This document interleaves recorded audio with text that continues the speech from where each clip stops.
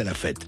Le problème, c'est que il n'y a pas que le cinéma qui est à la fête. Alors on adore, qui n'adore pas le cinéma, qui n'adore pas les stars, qui n'adore pas ces extraordinaires films qui continuent de faire vibrer notre enfance quand ils sont bons, notre adolescence, notre adulte. Vraiment, on va pas.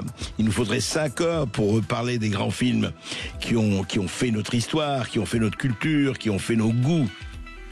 Mais il y a aussi autre chose, c'est qu'aujourd'hui, depuis quelque temps déjà, très bien, alors les artistes se disent, oui mais on n'est pas que des artistes, hein, on a vocation politique, on veut parler politique, très bien, pourquoi pas le mélange des genres. Mais quel mélange et quel genre? Est-ce qu'on veut faire de la salade russe ou pas?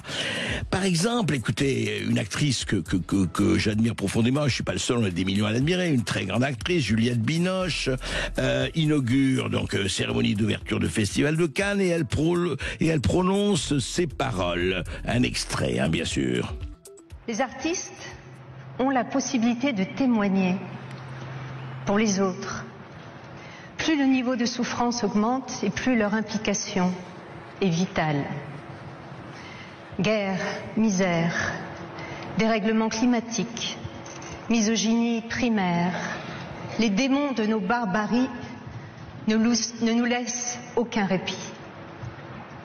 Le vent des douleurs est aujourd'hui si violent et emporte les plus faibles, les otages du 7 octobre et tous les otages, les prisonniers, les noyés, qui endurent la terreur et meurent dans un terrible sentiment d'abandon et d'indifférence.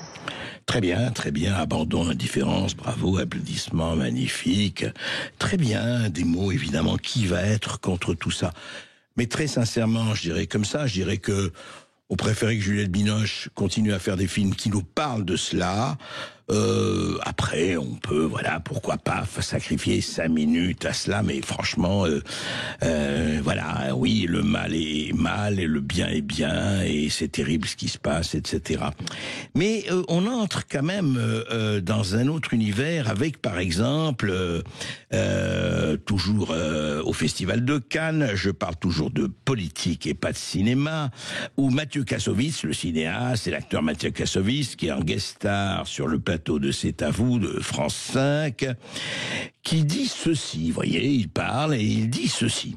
Mais le problème, c'est le problème qu'on a en France, qu'on trimballe avec nous depuis extrêmement longtemps, qui est un problème de racisme, qui est un problème de...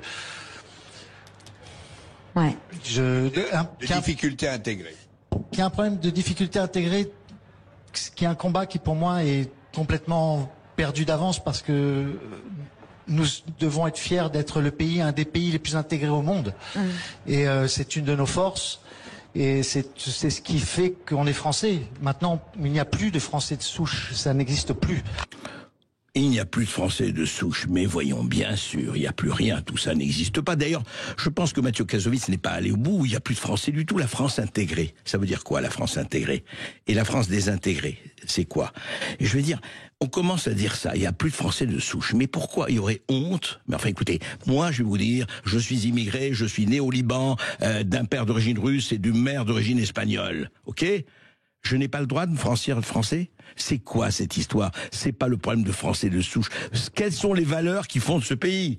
C'est pas le problème. Vous savez, c'était Romain Gary qui disait « Je n'ai pas une goutte de sang français, mais c'est la France tout entière qui coule dans mes veines. » C'est ça l'important, Mathieu Kassovitz. Il faut arrêter ces abolis bibelots d'inanité sonore. Et le même Mathieu Kassovitz, écoutez cette indignation à géométrie variable.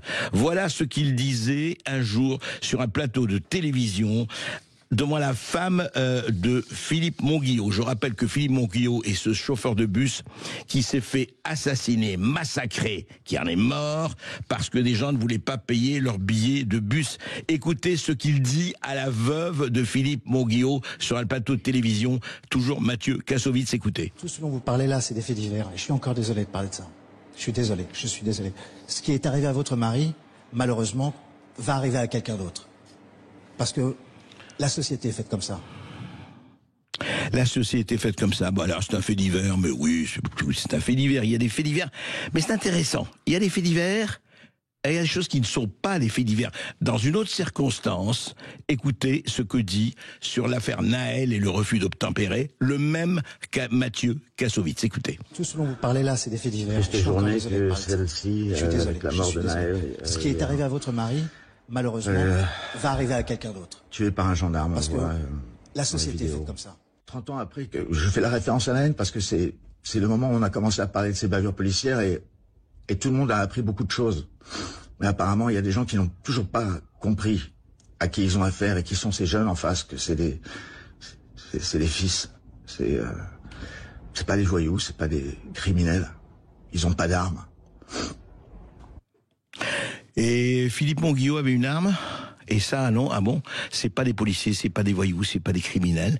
Alors là, c'est pas du tout un fait divers. Là, c'est terrifiant. Effectivement, c'est terrible. C'est terrible qu'un policier ou quelqu'un d'autre tue quelqu'un.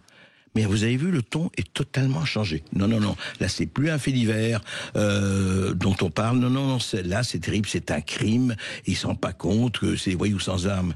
Mais dites-moi, tous les gens qui sont agressés, notamment un jour, la promenade des Anglais, etc., ils étaient armés? Les gens qui ont été agressés? Non. Alors, il y a quelque chose qui est quand même préoccupant de ces artistes, encore une fois, dont personne ne niera le talent, ni la qualité, qui veulent absolument légiférer sur tout et penser qu'ils ont un avis sur tout, et quel avis on voit dans quel sens. Et je dois dire, merci David Lisnard d'être là, bonjour d'abord. Bonjour. Le maire de Cannes, et je rappelle le président, pardon, excusez-moi, le président de Nouvelle Énergie et de l'Association des maires de France, bien sûr. Mais je voudrais dire ce que vous avez dit justement sur une télévision. Vous avez dit ceci. Ce que je remarque, c'est que toutes ces personnes qui défendent à raison la liberté d'expression et la liberté artistique, qui s'indignent des guerres ailleurs, n'arrivent pas à se battre pour libérer un Français, un grand écrivain, Boualem Sansal. C'est bien de parler des misères dans le monde, ajoutez-vous, David Lisnard, mais il faut déjà aussi défendre les artistes français, y compris quand on n'est pas d'accord avec ce qu'ils disent. Je suis fier que Cannes soit cette vitrine de la liberté d'expression, mais il ne faudrait pas qu'elle soit à sens unique. Et c'est ce qu'on constate, David Lisnard, c'est que pour le moment, en tout cas, tout se passe comme si elle était vraiment à sens unique. Alors oui, dans un certain sens, si vous me permettez, bon, vous avez tout ce que vous avez dit, je le partage, hein, y compris sur ce qu'est être français. Et la célèbre phrase de Romain Gary en est la quintessence. Pour revenir à votre question, l'expression des artistes, elle est légitime ou pas, c'est pas là. Moi, je suis pour la liberté d'expression, y compris quand elle me dérange. Et bien sûr. Souvent ici. Mais en fait, elle révèle. C'est pas Cannes, c'est pas le festival. Oui, bien sûr. Elle révèle l'endogamie, l'entre-soi d'un milieu culturel, notamment en France, mais aussi aux États-Unis, hein, qui sont des milieux dits très progressistes, avec des personnes qui sont des grands talents. Enfin, je veux dire, je ne veux pas du tout être dénigrant et tomber dans la facilité du dénigrement, mais dont la parole est une parole légitime, mais pas plus que la parole de n'importe quel citoyen. Tout à fait. En cela, le fait qu'il y ait un entre-soi, qui est une sorte d'effet de chambre d'écho. Moi, je le vois très bien ici, on l'observe pendant les 11 jours du festival. Il y a, comme disait David Lodge, c'est un petit monde, small world, fait qu'il n'y a que certains sujets qui sont toujours des sujets très politisés, du même côté, dans l'expression des artistes. Et peut-être que nous aussi, le tort que l'on a, c'est peut-être de trop les commenter d'ailleurs. Mais le problème, c'est que ça prend beaucoup de place. Ouais. Après, ce que je voudrais dire quand même, c'est que, contrairement à ce que l'on pense, vu de l'extérieur, les œuvres, elles sont beaucoup plus diverses dans leur expression. D'abord, une œuvre, elle est là pour avoir une qualité avant tout artistique. Bien sûr. C'est la base de tout. C'est ce qui doit guider sa sélection, sa projection, etc. Mais bien évidemment, les œuvres, elles ne sont jamais neutres. Elles n'ont jamais été neutres. Il y a même des œuvres qui sont des œuvres volontairement, etc. Mais quand vous regardez les films projetés au festival depuis des années, on se gosse souvent, surtout nous, quand on est à droite, etc. Enfin, en tout cas, je parle pour moi, des œuvres un peu de bien-pensance, mais il y a aussi beaucoup d'œuvres qui mettent des coups de pied dans le wokisme, y compris à Cannes. Hein. C'est bien plus diversifié qu'on ne le pense, c'est plus réjouissant, qui s'attaquent à la cancel culture. Alors, c'est pas ce qu'il y a le plus, c'est pas celles qui sont plus mises en exergue par Télérama ou par Libération, évidemment, mais elles existent. Ouais. Je me souviens quand Audiard a eu la Palme d'Or avec Dipan, ça avait dérangé le microcosme de l'entre-soi cultureux parce que ça montrait l'arrivée de cet émigré qui ne supportait pas l'insécurité et qui flinguait d'autres immigrés, quoi, hein, pour résumer, quoi. Ouais. Mais le film était formidable. Qu'on soit d'accord avec le propos, c'est pas le sujet. Bien sûr. Et moi, j'aime bien être dérangé dans mes convictions. J'ai fait des films très à gauche, mais qui étaient très bien faits et qui vous font réfléchir.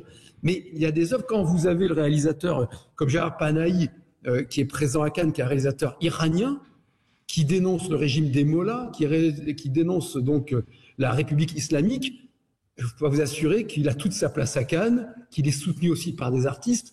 Donc heureusement, quand on va dans à l'intérieur de l'événement, c'est beaucoup moins grotesque ou monolithique que ces expressions qu'on a entendues à la cérémonie d'ouverture ou les propos là, que vous venez de relater en conférence de presse de Mathieu Kassovitz, qui d'ailleurs est un super acteur. Moi, à chaque fois que je le vois, je le trouve excellent. Bien sûr. Mais dès que je l'entends parler, mais même ce que vous avez passé tout à l'heure, je n'ai pas compris. Il dit à un moment donné que la France ne s'est pas intégrée, puis après qu'on est super intégrant. Enfin, on va être très fiers de tout ça.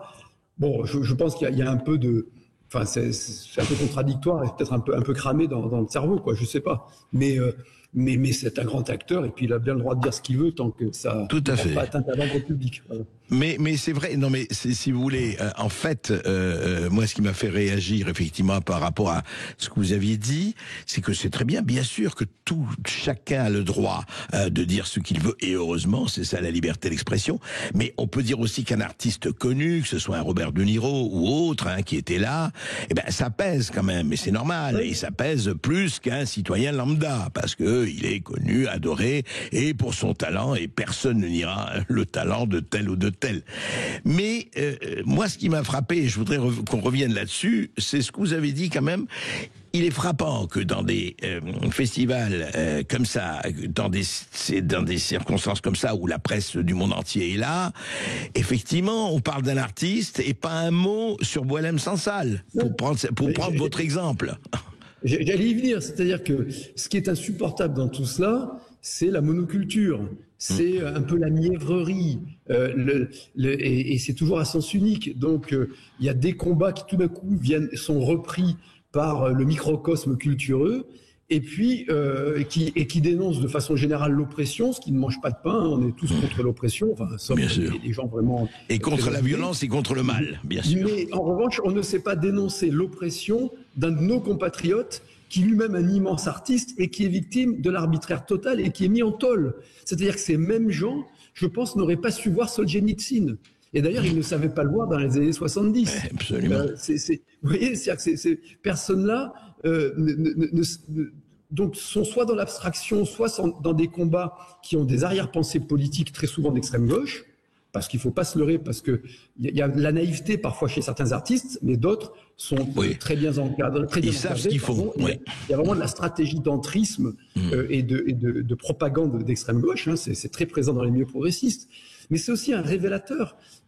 Et c'est peut-être la faute d'ailleurs de la droite d'avoir abandonné la culture pendant trop longtemps, d'avoir abandonné aussi la formation journalistique. Moi, je ne veux pas qu'elle soit idéologique, la formation journalistique, mais quand vous faites un sondage dans une école de journalisme à Sciences Po, ça avait été fait il y a quelques années sur une présidentielle, et que vous avez 90% qui vous disent qu'ils votent pour Mélenchon ou un socialiste, ils en ont le droit, mais c'est quand même curieux, quoi. Ça pose un problème de démocratie, évidemment. Donc là, on a, j'allais dire, une sorte de concentré de cela, notamment chez les Français et un peu chez les Américains.